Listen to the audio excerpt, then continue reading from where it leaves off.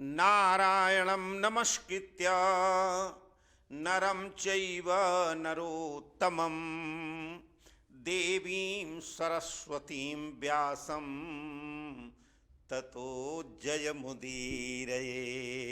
नमस्कार। संसार में व्यक्ति जब आता है तो संसार में प्रत्येक क्रियाकलाप जो भी होता है अच्छे के लिए होता है।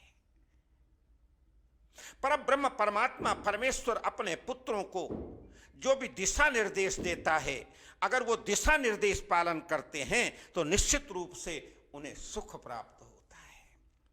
पर सुख की परिभाषा क्या है? किसी को मीठा खाने में सुख लगता है, किसी को धन में सुख लगता है, किसी को बल में सुख मिलता है। सुख की परिभाषा क्या है? जिसमें आत्म संतोष हो,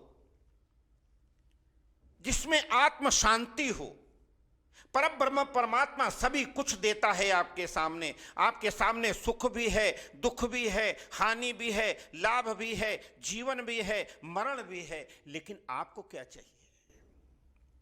और यह भी ध्रुव सत्य है कि अगर सुख होगा तो दुख आएगा, अगर जीवन होगा तो मरण आएगा, और हानि होगी तो लाभ भी आएगा। लेकिन उस हानि के काल में अगर परब्रह्म परमात्मा का अनवरत स्मरण किया जाए तो परमात्मा जो भी करता है अच्छे के लिए करता है।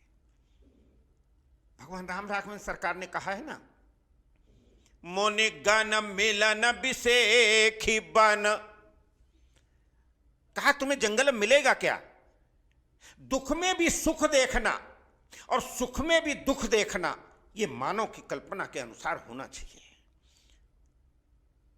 मुनि गण मिलन बिसेखी बन, और सब ही भांति हित मोर, और तेहि महापितु आयसु परम, और सम्मत जननी तोर।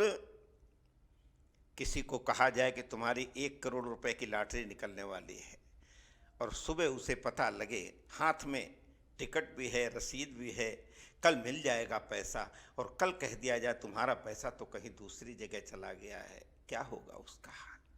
राम राघवन सरकार को सायंकाल कहा गया, आपको राजगद्दी मिलने वाली है, सभी मित्र सभी दोस्त सब प्रसन्न हैं।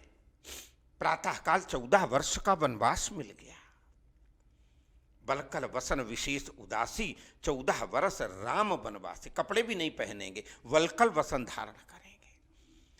किसी ने राम से पूछा कि तुम सुखी है, तुम्हें सुख है या दुख है? तो उन्होंने कहा, मुनिगन मिलन विशेष वन। जंगल में जाके हमारा बहुत हित होगा, ये है दुख में भी सुख देखना। मुनिगन मिलन विशेष वन, सब ही भांति हित मोर। मैं भगवान राम राघवन सरकार कहते, हमारे पिता ने जो हमें जंगल जाने के लिए कहा वहां मेरा सुख है। तेहि महापितु आयसु परम, जंगल जाऊंगा तो ऋषि मुनियों से संपर्क होगा, पिता का आशीर्वाद है और माँ आपकी सम्मति है। तो सुख में भी दुख देखना और दुख में भी सुख देखना, क्योंकि परमात्मा जो भी करता है अच्छे के लिए करता है, वो कभी किसी का बुरा नहीं चाहे।